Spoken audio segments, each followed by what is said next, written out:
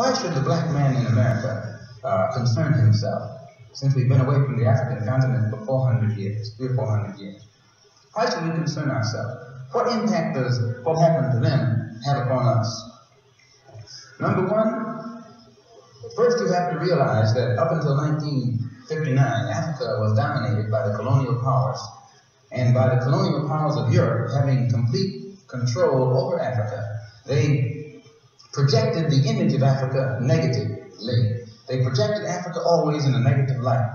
Jungles, savages, cannibals, nothing civilized. And naturally, it was so negative until it was negative to you and me. And you and I began to hate it. We didn't want anybody to tell us anything about Africa, much less call us an African.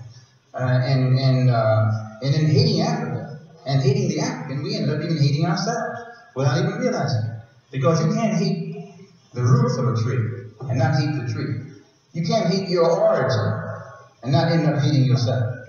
You can't hate Africa and not hate yourself. And you show me one of these people over here who have been thoroughly brainwashed, who has a negative attitude toward Africa, and I'll show you one that has a negative attitude toward himself. You can't have a negative attitude toward yourself, positive attitude toward yourself, and a negative attitude toward Africa at the same time.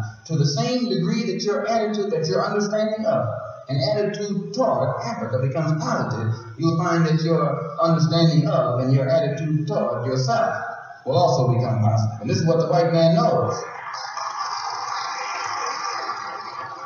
So they very skillfully made you and me hate our African identity, our African characteristics. And you know yourself that we have been a people who hated our African characteristics. We hated our hair.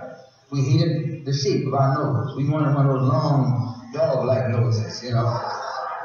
Yeah. We hated the color of our skin. Hated the blood of Africa that was in our veins. And in hating our features and our skin and our blood, why we had to end up hating ourselves. And we hated ourselves. Our color became to us a chain. We felt that it was holding us back. Our color became to us like a prison, which we felt was keeping us confined, not letting us go this way or that way. And we felt that all of these restrictions were based solely upon our color, and the psychological reaction to that would have to be that as long as we felt imprisoned or chained or trapped by black skin, black features, and black blood, that skin and those features and that blood that was holding us back automatically had to become hateful to us. And it became hateful to us.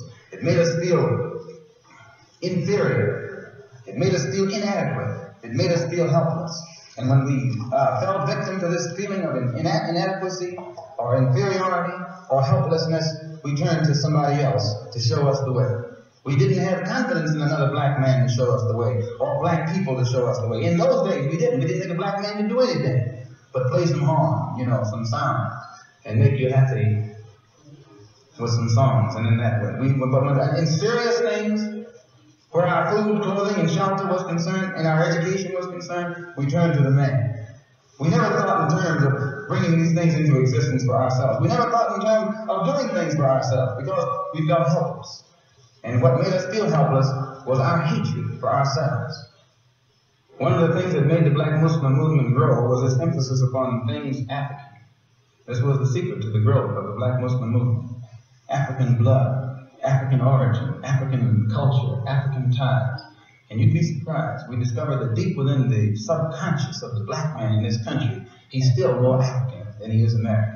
He thinks that he's more American than African because the man is jiving him and the man is brainwashing him every day, telling him, you're an American, you're an American. Man, how could you think you're an American? And you haven't ever had any kind of American treat over here. You have never.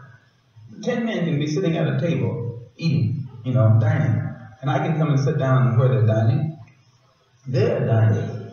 I got a plate in front of me, but nothing is on it. Because all of us are sitting at the same table, are all of us diners?